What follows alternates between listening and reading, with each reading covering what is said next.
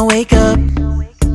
Apa sih penelitian operasional? Jadi penelitian operasional itu merupakan penerapan metode ilmiah bagi permasalahan yang kompleks yang muncul dalam pengelolaan sistem-sistem yang besar yang terdiri dari manusia, mesin, bahan, dan uang dalam industri bisnis, pemerintahan, dan pertahanan.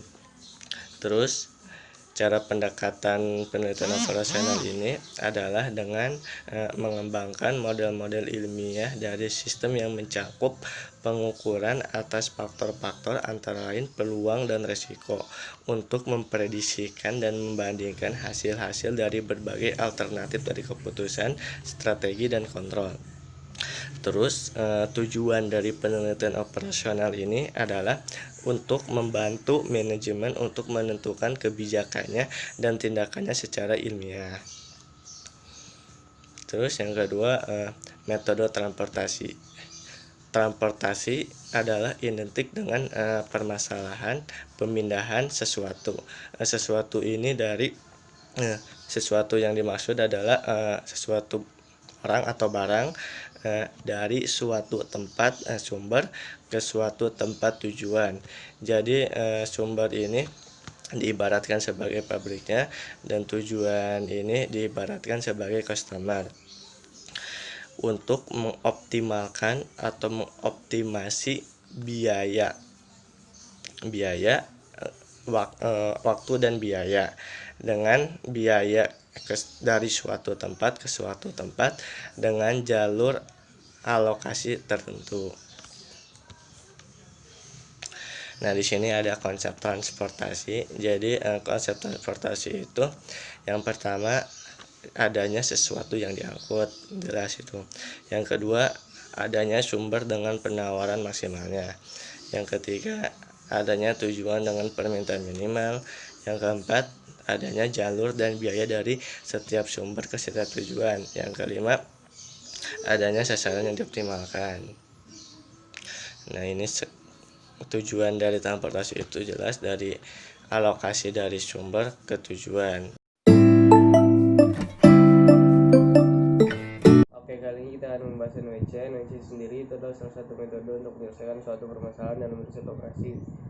NWC sendiri singkatan dari Northwest Corner, dan Northwest Corner ini langkah awal yang untuk menyelesaikan metode ini itu kita lihat pojok kiri atasnya dulu dalam sebuah tabel. Nah, untuk langkah pertama kita analisis dulu baris pertama seperti yang dikatakan pojok kiri atas, yaitu baris pertama dulu kita analisis apakah data tersebut alokasinya itu sesuai dengan demand yang dibutuhkan atau tidak. Apabila tidak, kita akan merubah rumusnya yaitu menjadi +1. Apabila sudah sesuai, kita lanjut ke baris kedua, kemudian bila baris kedua sesuai, kita lanjut ke baris ketiga, seperti itu. Nah, mungkin untuk rinciannya akan dijelaskan oleh teman saya yang berikutnya untuk menjelaskan contoh soal dan bagaimana sih gitu penyelesaian perihal NWC ini. Terima kasih. Pada contoh soal metode Northwest Corner ini kita ambil dari kasus dari perusahaan makanan ringan yang ingin mendistribusikan produk terbarunya ke 4 agen yang menjadi pelanggan perusahaan makanan ringan tersebut dan ingin mendistribusikannya ke beberapa kota di Indonesia dengan biaya antar kepada para agen dihitung dengan jarak tempat agen tersebut setiap per packnya. Bisa dilihat dari tabel di samping. Kota yang menjadi tujuan pendistribusian yaitu Banjarmasin, Palangkaraya, Balikpapan, Samarinda.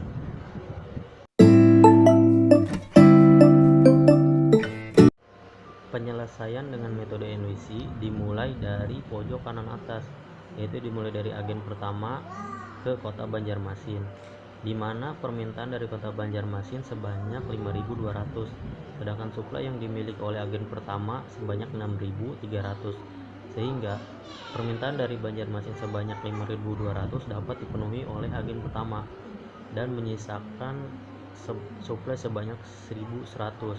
Kemudian sisa suplai 1100 itu didistribusikan ke kota kedua yaitu Palangkaraya. Lanjut ke agen kedua, di mana permintaan Palangkaraya yaitu sebanyak 5.500, sedangkan agen kedua memiliki suplai 4.750. Karena sebelumnya sudah disuplai oleh agen pertama sebanyak 1.100, sehingga agen kedua mendistribusikan barangnya sebanyak 4.400. Dan jika ditotal pendistribusian barang itu sebanyak 5.500, sehingga permintaan dari Palangkaraya dapat dipenuhi oleh agen kedua dan menyisakan suplai sebanyak 3.350. Lalu sisa suplai tersebut didistribusikan ke kota ketiga yaitu Balikpapan. Lanjut ke agen ketiga. Agen ketiga mendistribusikan barang ke kota ketiga yaitu Balikpapan, di mana permintaan dari Balikpapan sebanyak 6.000, sedangkan suplai yang dimiliki oleh agen ketiga yaitu 5.450. Karena sebelumnya sudah disuplai oleh agen kedua sebanyak 350 dan agen ketiga memiliki suplai 5.450, sehingga total yang dapat dipenuhi oleh agen ketiga sebanyak 5.800, masih kurang dari permintaan kota Balikpapan yaitu 6.000, sehingga dibantu oleh agen keempat yaitu sebanyak 200 agar permintaan dari Balikpapan terpenuhi yaitu sebanyak 6.000. Kemudian lanjut ke agen keempat yaitu mendistribusikan ke kota keempat juga yaitu Samarinda, di mana Samarinda itu memiliki permintaan sebanyak 6.300 dan suplai dari agen keempat sebanyak 6.500. Karena tadi sudah didistribusikan ke Balikpapan sebanyak 200, sehingga menyisakan suplai sebanyak 6.300 dan didistribusikan ke kota Samarinda dengan permintaan 6.300 juga. Dengan kata lain, kota Samarinda dapat dipenuhi permintaannya oleh agen keempat, di mana setiap kota tersebut memiliki biaya masing-masing sesuai dengan jaraknya.